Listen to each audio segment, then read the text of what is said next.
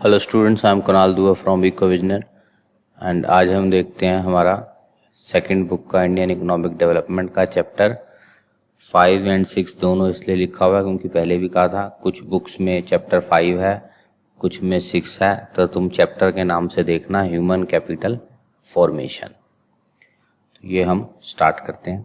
ये हमारे कुछ लास्ट ईयर के टॉप स्कोरर्स हैं 100 आउट ऑफ 100 वाले।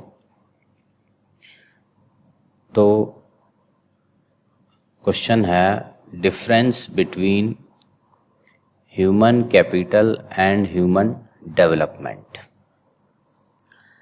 तो देखो, ह्यूमन कैपिटल तो मतलब हो गया स्टॉक ऑफ हमारी ह्यूमन स्किल्स किसी पॉइंट पे, और ह्यूमन डेवलपमेंट थोड़ा बड़ा कंसेप्ट है, overall process of widening human skills and giving them opportunity to grow, यानी स्किल्स को बढ़ाना, उनको अपॉर्चुनिटी देना और बढ़ाने की। अब इसको हम इस टाइप से समझ सकते हैं कि ह्यूमन कैपिटल जो है वो ये कहता है कि एजुकेशन और हेल्थ इसलिए ज़रूरी है। ये कंसेप्ट जो है ये थोड़ा छोटे नज़र का कंसेप्ट है, ये बड़ी सोच वाला कंसेप्ट है। ये कंसेप्ट कहता है कि एजुकेशन और हेल्थ तभी लेनी चाहिए जब प्रोडक्टिविटी लेबर की बढ़े, यानी वो ये सोचता है, ये कंसेप्ट कि एजुकेशन और हेल्थ का फ़ायदा तभी है अगर उससे प्रोडक्शन बढ़ती है, लेबर की प्रोडक्टिविटी बढ़ता है। और ह्यूमन डेवलपमेंट थोड़ी बड़ी सोच है, ये कहता है हेल्थ एंड एजुकेशन वेल्थ ये जो हैं ये एक इंटीग्रल यानी बेसिक पार्ट है इंसानों के लिए, उनके वेलबींग के लिए एक बहुत ही ज़रूरी चीज़ है। लिखना, read and write, ability to live healthy life, ये बहुत ज़रूरी आइटम है। ये कहता है नहीं, ये सिर्फ ज़रूरी तभी है अगर ये प्रोडक्टिविटी बढ़ाए, और अगर प्रोडक्टिविटी नहीं बढ़ रही तो ये पढ़ाई या एजुकेशन सब बेकार है। ये जो कहता है ह्यूमन कैपिटल, यानी ये कहता है human beings as a means to increase productivity and any investment in education and health is unproductive. कहता है वेस्ट हो जाएगा सब पढ़ाई लिखाई अगर तुमने आउटपुट अपना नहीं बढ़ा पाए। और ये टॉपिक कहता है human welfare should be increase through investment in education and health even if it does not result in higher labour productivity. कहते हैं नहीं, तुम फिर भी पैसा खर्च करो एजुकेशन पे, हेल्थ पे, चाहे लेबर की प्रोडक्टिविटी ना भी बढ़े तो भी कोई बात नहीं। हर इंसान का एक बेसिक राइट है, उसको एजुकेशन और हेल्थ केयर मिलना चाहिए। यानी ये थोड़ी बड़ी सोच है ह्यूमन डेवलपमेंट, और ह्यूमन कैपिटल थोड़ी लिमिटेड सोच का टॉपिक है। तो डिफरेंस के लिए पता होना चाहिए। Next, how people become resource, यानी इंसानों को हम अच्छा रिसोर्स एक कैसा बना पाएँ। देखो, इंसान तो कुछ ऐसे भी होते हैं कोई स्किल्स नहीं, कोई एजुकेशन नहीं है, बिल्कुल टाइम वेस्ट कर रहे हैं सुबह से शाम, तो उनको ठीक कैसे बनाया जाए, प्रोडक्टिव रिसोर्स कैसा बनाया जाए। तो हमें उनकी स्किल्स बाहर लानी है, अपडेट करनी है, नॉलेज देनी है, प्रोडक्टिविटी एबिलिटीज़ बढ़ानी है। तो ये हमें करेंगे, नहीं तो पीपल रिसोर्स की बजाय एक लाइबिलिटी बन जाएगी जिसे हमें बैठ के खिलाना पड़े जिंदा रखने के लिए, तो उसका कोई फ़ायदा नहीं है। कुछ प्रोडक्टिव बने वो। तो कहता है it is a way of referring to countries working people, इसको डिफाइन कर रहे हैं as resource in terms of their productive skills and ability. हमारे लोग की जो प्रोडक्टिव स्किल्स एंड एबिलिटीज़ हैं तो वही काम का रिसोर्स है, वरना तो वो वेस्ट है अगर उसमें कोई ढंग के स्किल्स एबिलिटीज़ नहीं है। तो looking at the population from this productive aspect emphasise its ability to contribute to increasing GDP. जितनी स्किल्स प्रोडक्टिविटी बढ़ेगी जीडीपी बढ़ेगा। Just like other resource machines technology population is also a resource. जैसे बाकी चीज़ें हमारी काम की हैं, मशीनें टेक्नोलॉजी, इंसान भी एक काम का रिसोर्स है अगर उसमें अच्छी स्किल्स एबिलिटीज एजुकेशन नॉलेज डाल दी जाए तो।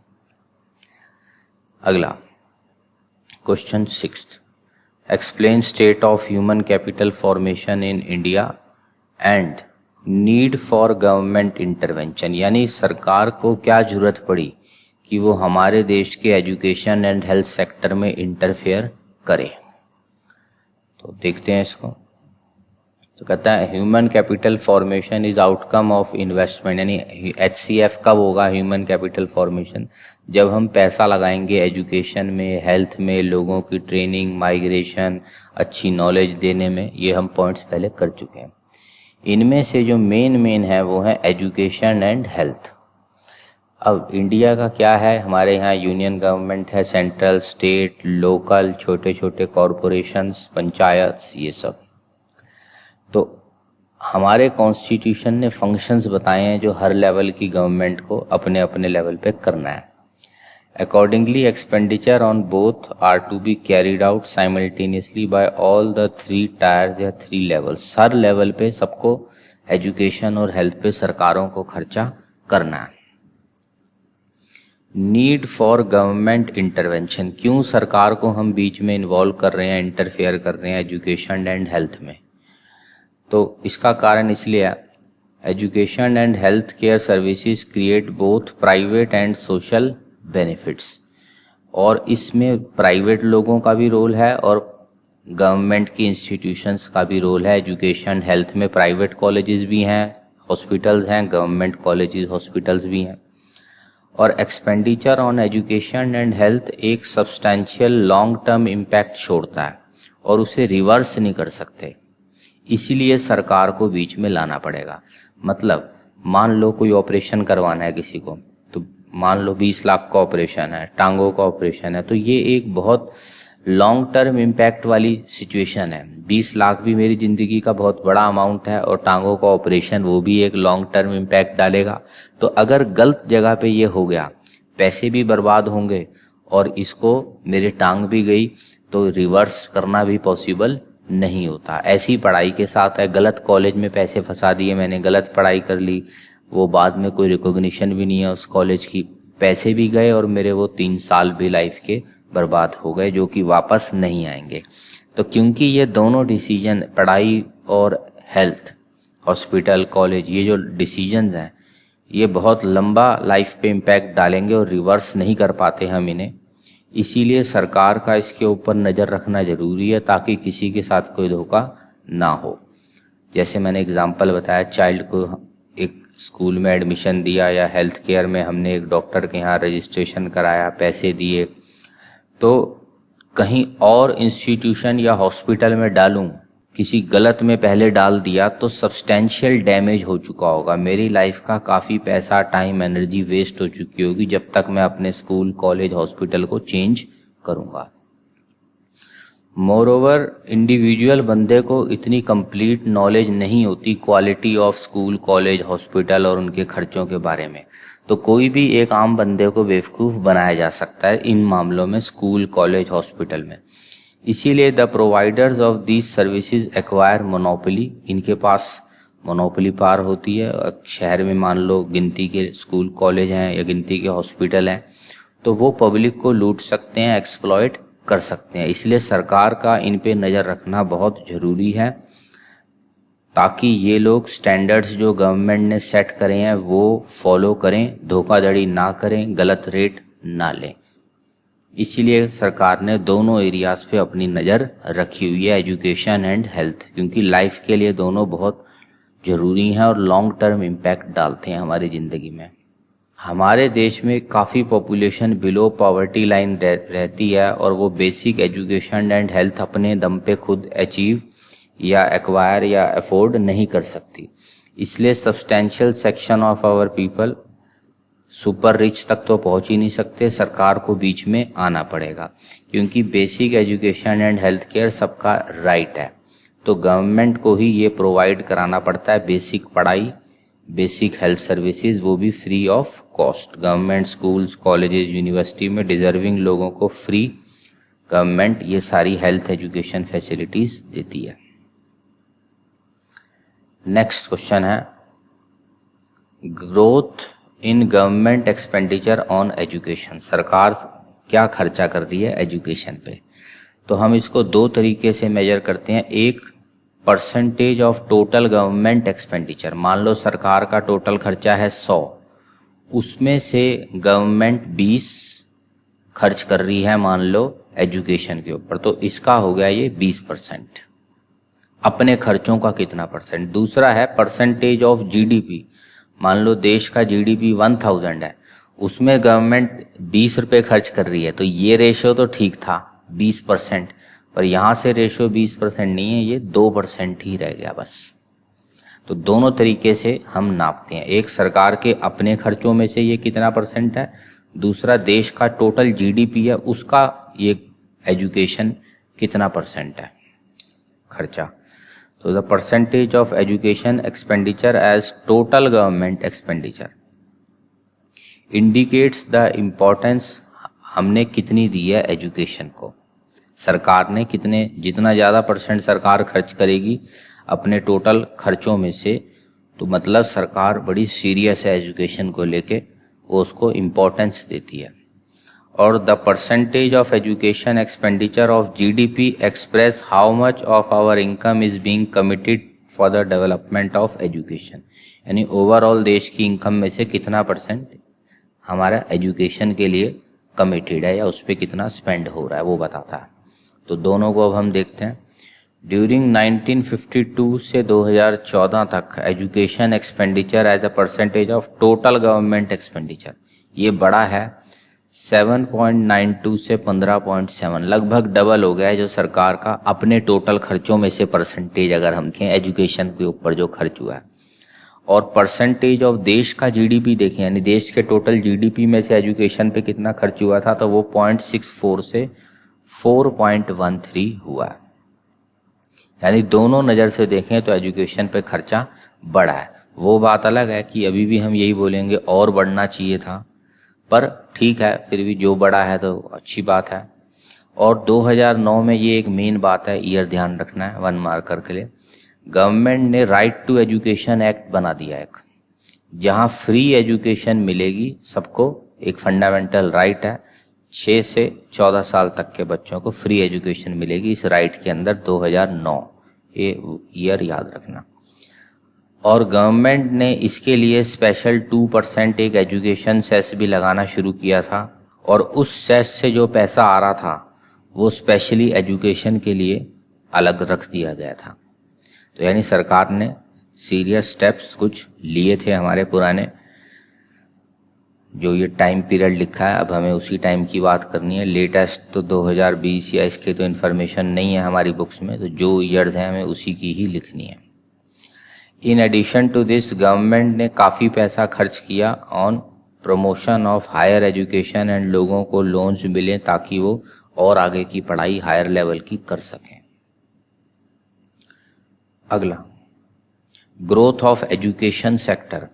सरकार ने तो पैसा खर्च किया, पर क्या एजुकेशन सेक्टर ग्रो हुआ या क्या हमने अचीवमेंट्स करी एजुकेशन की, वो देखते हैं। तो कहता है सिग्निफिकेंट अचीवमेंट हुई है पिछले 30 सालों में। और वो नापते कैसे हैं कि देश में अचीवमेंट हुई है, तो उसका पहला तरीका है एडल्ट लिटरेसी लेवल, यानी बड़े लोगों में कितने लोग हैं ऐसे जो पढ़ लिख सकते हैं। और यहाँ पे एडल्ट लिटरेसी से हमारा मतलब है 15 ईयर्स एंड अबव, ऐसे कितने लिटरेट लोग हमारे देश में हैं। याद रखना है एडल्ट लिटरेसी लेवल होता है 15 साल और उससे अबव लोगों का। तो ये रेशो हमारा अचीव हुआ है। अभी अगले पेज पे मैं इसका टेबल भी दिखाऊंगा। 81% मेल्स का हो गया, 63% फीमेल्स का। Second, primary education completion rate, यानी जिन बच्चों ने पढ़ाई करी 1 to 8 क्लासेस, ये उसका रेशो है। तो ये रेशो हमारे देश में 94% मेल्स का और 88% फीमेल्स का। मेल का थोड़ा ज़्यादा रहता है क्योंकि हमारे देश में थोड़ा फीमेल्स को गांव वगैरह के रूरल एरियाज़ में ज़्यादा एनकरेज नहीं किया जाता।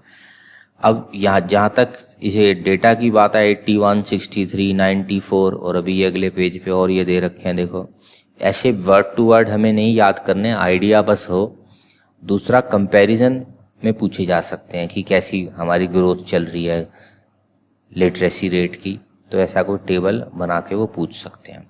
टेबल पर गिवन होगा, ये इन्फॉर्मेशन गिवन होगी, हमें सिर्फ अपना कमेंट देना होगा कि ये बढ़ गया, ये बढ़ गया, या अगर कुछ घटा है तो वो घटा, फिर अब उसका कारण, जैसे अभी यहाँ पे ये चीज़ें बढ़ रही हैं क्योंकि सरकार ने खर्चा किया है, राइट टू एजुकेशन निकाला है, सबको फ्री पढ़ा रही है, तो ये सारी बातें हमें रीज़न में देनी पड़ेंगी, तभी हम कह पाएंगे कि ये एजुकेशन के रेशियोज हमारे देश में बढ़ रहे हैं। तो इस टाइप के क्वेश्चन बनाए जा सकते हैं।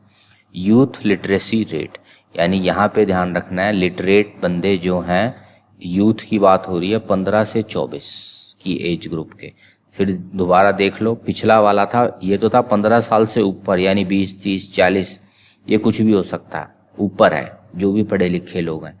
और यहाँ बात हो रही है सिर्फ 15 से 24 साल की। तो ये रेशो था हमारा 92% मेल्स और 87% फीमेल्स। ये नीचे टेबल बन रखा। Following steps taken by government have led to growth of education sector. ठीक है, अब यहाँ पे एक बार समरी भी बना देते हैं हम। गवर्नमेंट ने खर्चे बढ़ा दिए अपने, टोटल 7.9 से 15.7% ऑफ जीडीपी देखें तो 0.64 से 4.13, बातें मैं पहले भी बता चुका हूँ।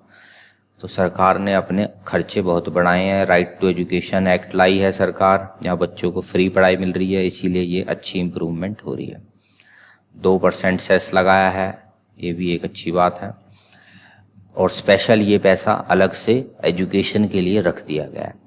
अच्छा, institutions which come under education sector are facilitated, यानी उनको जो ध्यान रखा जाता है, सेपरेट मिनिस्ट्री ऑफ एजुकेशन है यूनियन और स्टेट लेवल पे। एक दो नाम पता होने चाहिए। NCERT जो हमारे देश में पढ़ाई का ध्यान रखते हैं, कॉलेजेस वगैरह के लिए यूनिवर्सिटी ग्रांट कमीशन UGC और AICTE, ये कॉलेजेस का, स्कूल्स का, इनके ध्यान रखते हैं। और हॉस्पिटल्स, कॉलेजेस, इन सब का हेल्थ केयर में ध्यान रखने के हमारे अलग ऑर्गेनाइजेशन हैं, इनके नाम भी पता होने चाहिए तुम्हें। आजकल वैसे तो न्यूज़ में भी सुनते होगे, ICMR वर्ड बार बार आता है कोरोना के ऊपर। ये लोग रिसर्च करते हैं, न्यूज़ हमें देते हैं कि अब क्या करना है, गाइडलाइंस बनाते हैं। तो Indian council for medical research, word पता होना चाहिए। अगला, right a note on future prospective of education. क्या लग रहा है इंडिया में एजुकेशन का फ्यूचर? तो एजुकेशन फॉर ऑल अभी एक दूर का हमारा डिस्टेंट ड्रीम है। अभी बड़ा तो है पर बहुत अच्छी हमारी ग्रोथ नहीं रही। तो 2 लिटरेसी रेट्स जो हैं हमारे बड़े हैं, पर एब्सोल्यूट नंबर ऑफ इलिटरेट्स, मतलब अब परसेंटेजेस की बात कर रहे हैं। अगर हम एब्सोल्यूट यानी वैसे बोलें 1 करोड़ 2 करोड़ 3 करोड़ लोग, तो उस नज़र से देखें तो जितने लोग पहले इलिटरेट थे उतने ही आज भी हैं, क्योंकि लिटरेसी बढ़ रही है पर पॉपुलेशन भी बढ़ रही है। तो परसेंटेज वाइज तो चाहे ठीक है, पर नंबर ऑफ इलिटरेट्स देखें तो वो वहीं के वहीं हैं जितने हमारे पुराने थे इंडिपेंडेंस के आसपास।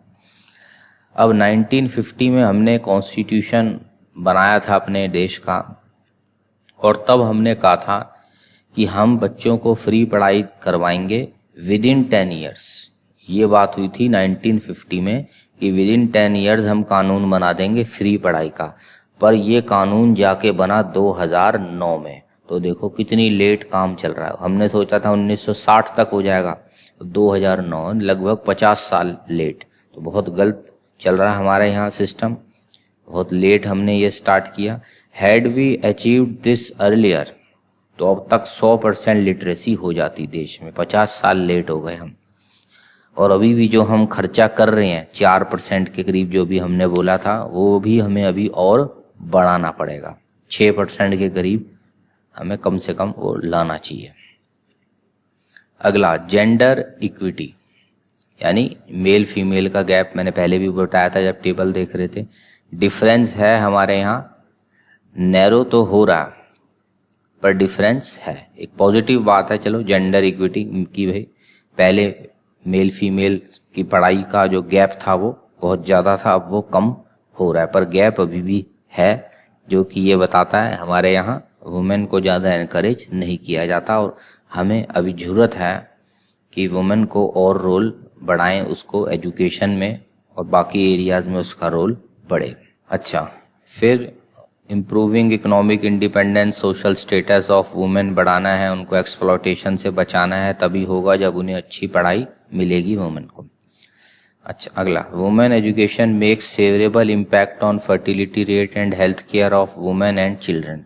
देखो बड़ी सिंपल सी बात है, माँ ही एजुकेटेड हो तो बच्चे का अच्छे से ध्यान रख पाएगी, उसकी हेल्थ का अच्छे से ध्यान रख पाएगी, उसकी पढ़ाई का अच्छे से ध्यान रख पाएगी। तो बहुत फ़र्क पड़ता है एक फैमिली के ऊपर अगर घर में वो जो माँ है, मदर है बच्चे की, वो एजुकेटेड हो। तो we can not be complacent about upward movement in literacy rates, कि हम बिल्कुल कंप्लेसेंट में बिल्कुल रिलैक्स हो जाएं, सुस्त पड़ जाएं कि नहीं भाई लिटरेसी बढ़ रही है, बहुत बढ़िया चल रहा है इंडिया में। ऐसे नहीं, अभी बहुत हमें माइल्स टू गो, मतलब बहुत कुछ अभी अचीव करना है 100% लिटरेसी पे पहुंचने के लिए। अगला, हायर एजुकेशन फ्यू टेकर्स, मतलब हाई एजुकेशन के हमारे लेने वाले लोग बहुत कम हैं। तो हमारा पिरामिड सिस्टम जो है, Indian education pyramid is steep, मतलब अगर मैं इसको बना के बताऊं तो ये कुछ इस टाइप का है। मतलब ये तो होगी बेसिक एजुकेशन बहुत सारों ने करी, मिडल वाली थोड़ी सी करी, टॉप लेवल की एजुकेशन सिर्फ ये गिनती के लोग करते हैं। बेसिक एजुकेशन बहुत करते हैं, मीडियम ठीक ठाक लोग करते हैं, यानी टॉप लेवल की एजुकेशन में सिर्फ गिनती के कुछ लोग ही पहुंच पाते हैं। और क्या प्रॉब्लम है हमारे देश में देखते हैं, level of unemployment among educated youth is highest. ये बड़ी दिक्कत की बात है कि जितने ज़्यादा हमारे एजुकेटेड यूथ हैं, अपर लेवल पे पढ़े लिखे लोग हैं, वो ही ज़्यादा अनएम्प्लॉयड है। देखो बात क्या होती है, जो कम पढ़ा लिखा है यहाँ नीचे वाला, वो छोटे काम भी करने को तैयार हो जाता है और उसको लेबर क्लास के ये सब काम मिल जाते हैं। और जो टॉप क्वालिटी के पढ़े लिखे होते हैं ये छोटे काम नहीं करते, तो खाली रहना ये लोग पसंद ज़्यादा करते हैं, और ज़्यादा काम इंडिया में टॉप लेवल की एम्प्लॉयमेंट्स होती नहीं, तो इसलिए अनएम्प्लॉयमेंट इन लोगों की हो जाती है। तो लास्ट हमारा क्या स्टैटिस्टिक्स है एनएसएसओ का, in 2011-12 rate of unemployment among youth males in rural areas was 19% और urban counterparts had relatively less level of unemployment at 16%। तो गांव में अनएम्प्लॉयमेंट और ज़्यादा है रूरल के मुकाबले। अच्छा, फिर उसके बाद है young rural female graduates 30% of them are unemployed, यानी रूरल गांव के फीमेल्स जो हैं वहाँ अनएम्प्लॉयमेंट और ज़्यादा है, क्योंकि वहाँ पर भी कोई हम कहें एमएनसी और बहुत ये सब गांव में हो वो नहीं है। ऊपर से लेडीज़ को, फीमेल को वो ज़्यादा वहाँ के लोग जॉब वगैरह में भेजना भी प्रेफर नहीं करते। तो ये भी एक कारण है जो वहाँ अनएम्प्लॉयमेंट ज़्यादा है। और अगर हम और आगे बढ़े, only 3 to 6% of primary level educated youth are unemployed, यानी बेसिक लेवल की पढ़ाई, यानी ये जो बेसिक लेवल की पढ़ाई करने वाले लोग हैं इसके अंदर अनएम्प्लॉयमेंट है सिर्फ 3 से 6%, और यहाँ ऊपर देख रहे हैं तो 16 से 19%। तो ये गड़बड़ की बात है। जैसे मैंने पहली बोली थी, नीचे वाले तो छोटे छोटे काम मिल जाते हैं, कुछ ना कुछ कर लेते हैं, ऊपर वालों ने ज़्यादा पढ़ाई करी होती है, छोटे काम करते नहीं, बड़े काम मिलते नहीं, तो वहाँ अनएम्प्लॉयमेंट ज़्यादा है। Therefore the government should increase allocation for higher education and also improve the standard of higher education institution so that students को अच्छी स्किल्स मिले और नौकरियाँ उनको फटाफट मिले। तो कहते हैं एक कारण ये भी है कि हमारे यहाँ जो हायर एजुकेशन पे ज़्यादा पढ़ाई करा रहे हैं वो स्किल्स पुरानी हैं, एम्प्लॉयमेंट वालों को, जो कंपनी वाले हैं उनको ज़्यादा उस टाइप की स्किल्स की ज़रूरत नहीं है, क्योंकि वो पुरानी हो चुकी है, इसलिए उन्हें ईजिली नौकरी नहीं मिलती। तो सरकार को ये देखना चाहिए कि अपर लेवल पे कॉलेजेस में पढ़ाई ढंग की कराएं, कोई काम की पढ़ाई कराएं जिससे एम्प्लॉयमेंट मिलने में लोगों को फ़ायदा हो। तो तभी हमने देखा है कई लोग अब्रॉड की हायर एजुकेशन लेना पसंद करते हैं कि उन्हें पता है बाहर से पढ़ेंगे कुछ कम से कम जॉब वगैरह तो मिलेगी और कुछ लेटेस्ट स्किल्स हमें सिखाई जाएंगी। हमारे यहाँ अभी क्वालिटी ऑफ एजुकेशन जो है वो कम है हायर कॉलेजेस में। तो चैप्टर हमारा ये ख़त्म होता है। लास्ट में एक इनपुट इफेक्ट्स आउटपुट वाला एक सिचुएशन देख। कई लोग क्या करते हैं, एक दूसरे को कॉपी करने के चक्कर में लगे रहते हैं और ये भूल जाते हैं कि हर एक का क्वेश्चन पेपर अलग है। अब इस लाइन का क्या मतलब है, जैसे यहाँ कार्टून में दिख रहा है इसका पेपर कॉपी कर रहा है, वो कॉपी करके कर भी ले पर कोई फ़ायदा नहीं है, क्योंकि इसका क्वेश्चन पेपर अलग है, उसका अलग है, इसका लाइफ से क्या मतलब है। कि देखो हर बंदा अपने अलग अलग एरियाज में एक्सपर्ट बना है।